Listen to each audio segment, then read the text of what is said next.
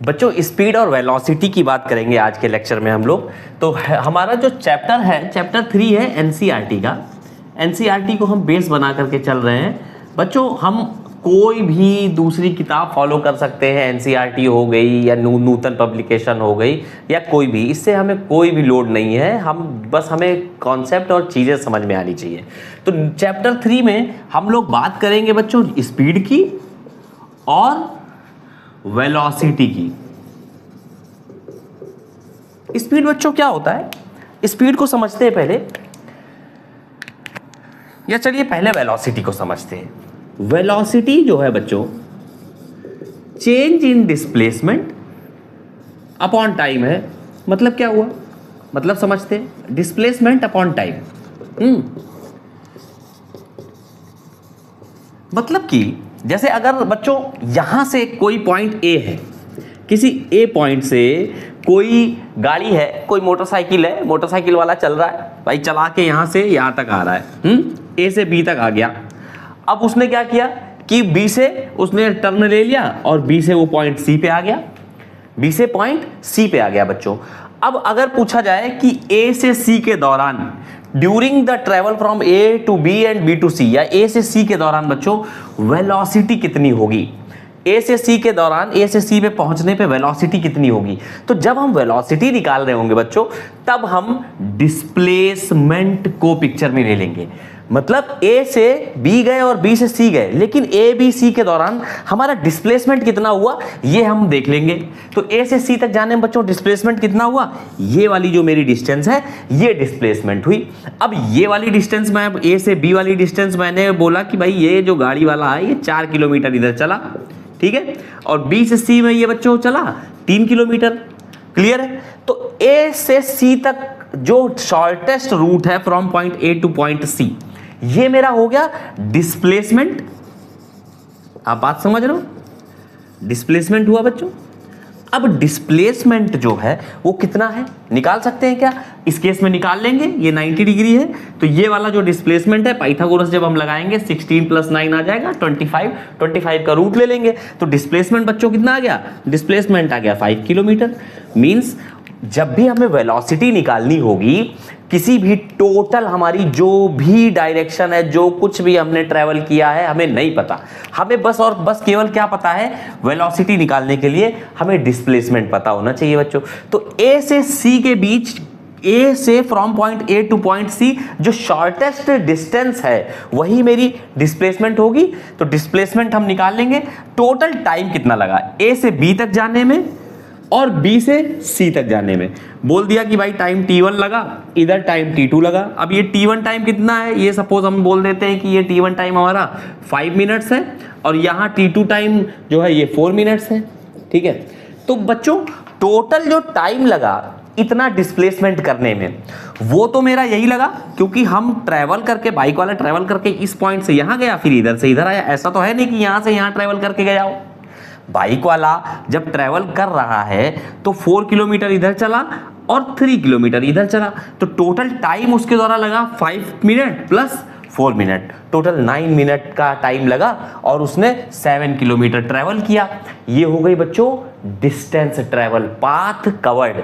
लेकिन अगर वेलोसिटी की बात करेंगे तो shortest distance from initial to final point, कितने समय में ये डिस्प्लेसमेंट हुआ बच्चों, ये डिस्प्लेसमेंट हुआ मेरा 5 + 4 मिनट में। तो ये क्या आ गया, 9 मिनट में जो डिस्प्लेसमेंट हुआ वो डिस्प्लेसमेंट हुआ 5 किलोमीटर। सो वेलोसिटी बच्चों मुझे क्या बता रही है, वेलोसिटी डिस्प्लेसमेंट का रेट बता रही है टाइम के रेस्पेक्ट में। मतलब समझो कि वेलोसिटी जो है वो ये बता रही है बच्चों कि भैया डिस्प्लेसमेंट जो है वो मेरा क्या है। और डिस्प्लेसमेंट बेसिकली बताता क्या है, डिस्प्लेसमेंट मुझे डायरेक्शन बताता है, मोशन की डायरेक्शन बताता है। तो अगर हम इस पॉइंट से इस पॉइंट और यहां से यहां गए तो ए से सी वाली जो डायरेक्शन है ये क्लियर हुई कि भाई हमें हमारा जो अल्टीमेट डायरेक्शन थी वो क्या थी, ये थी। ये मुझे वेलोसिटी के बारे में, वेलोसिटी के माध्यम से पता चलता है। अब एक बात समझो, अगर मैं कहूं इसी पाथ में ए से सी में मुझे स्पीड जाननी है कि बाइक वाले की स्पीड क्या है, तो स्पीड जो है बच्चों, स्पीड होती है डिस्टेंस पर यूनिट टाइम। ये तो बहुत बेसिक है, डिस्टेंस पर यूनिट टाइम। अच्छा यहां पे वेलोसिटी समझो, वेलोसिटी बच्चों ये मेरा डिस्प्लेसमेंट है, डिस्प्लेसमेंट अपॉन टाइम। तो वेलोसिटी जो है बच्चों इसका क्या हो जाएगा फंडा, ये डिस्प्लेसमेंट से जुड़ा हुआ है और डिस्प्लेसमेंट जो है उसकी डायरेक्शन है, तो वेलोसिटी एक डायरेक्शन वाली क्वांटिटी हो जाएगी। मतलब वेलोसिटी के अंदर एक डायरेक्शन होगी बच्चों, और अगर वेलोसिटी के अंदर डायरेक्शन होगी तो ये मेरी वेक्टर क्वांटिटी हो जाएगी। बात क्लियर है, ये बात समझ में आ रही। अच्छा स्पीड क्या है, स्पीड है बच्चों डिस्टेंस पर यूनिट टाइम, की टोटल जो ट्रैवल हुआ उसमें हमने कितना डिस्टेंस ट्रैवल किया और कितना टाइम लगा। तो मान के चल रहे हैं, यहां देखो 4 किलोमीटर ये हुआ प्लस 3 किलोमीटर ये हुआ, तो टोटल बच्चों कितना हो गया हमारा ट्रैवल, 7 किलोमीटर हो गया। टाइम कितना लग रहा है, 5 + 4, तो ये कितना हमारा हो गया 7 kilometre upon 5 + 4, 5 minutes then 4 minutes, 9 minute. Okay अब इसको सेकंड वगैरह में बदल लो या मीटर पर सेकंड में बदल लो। तो जो वेलोसिटी है वो बच्चों हमें बताती है displacement per unit time with direction, direction बता रही है। जबकि स्पीड ये बताती है कि भाई कितनी स्पीड में, कितनी तेज, कितना फास्ट जो हमारा मूविंग बॉडी है उसने मोशन किया, कितना फास्ट ये चला। जबकि वेलोसिटी बच्चों मुझे फास्ट के बारे में बताती है, बट साथ ही साथ वो ये भी बताती है कि भाई किस डायरेक्शन में हम जो है वो मूव कर रहे हैं। बात क्लियर है। तो आई थिंक बच्चों हमें स्पीड और वेलोसिटी का कुछ फंडा समझ में आया होगा। एक बहुत छोटा सा टॉपिक था, तो मैंने सोचा कि इसको हम कुछ 5-7 मिनट के वीडियो में कंप्लीट कर दें। अब बच्चों जैसे इसी में देख लो एक छोटा सा क्वेश्चन और हो सकता है, जैसे यहां से चले इस पॉइंट से इस पॉइंट में आए और उसके बाद फिर से हम इस पॉइंट में आए। ए से चले थे बी सी, तो ए से चले बी से सी गए, सी से ए गए। तो इस केस में बच्चों वेलोसिटी क्या हो जाएगी, वेलोसिटी क्या होता है डिस्प्लेसमेंट अपॉन टाइम।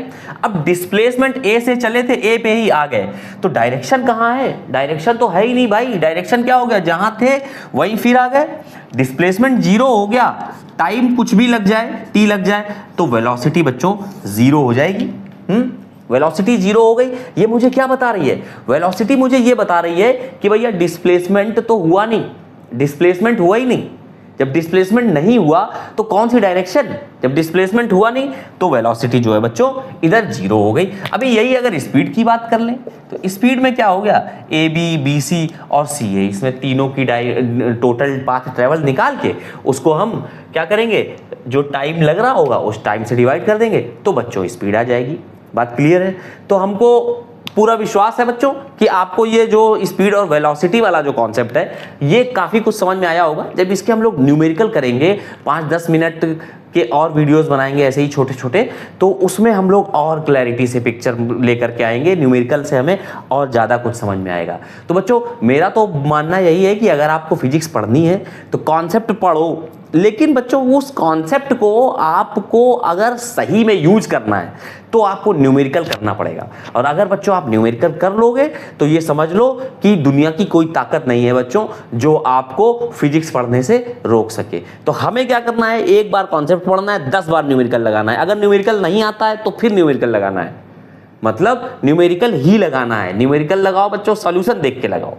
ये नहीं कि न्यूमेरिकल नहीं आ रहा है तो फार्मूला पढ़ने चले गए, कॉन्सेप्ट पढ़ने चले गए। नहीं, कॉन्सेप्ट एक बार में समझ में आ जाता है, लेकिन प्रॉब्लम आती है जब हम न्यूमेरिकल करते हैं बच्चों। तो इसके न्यूमेरिकल करो, बार बार करो, अगर ना आए सॉल्यूशन देख करके करो।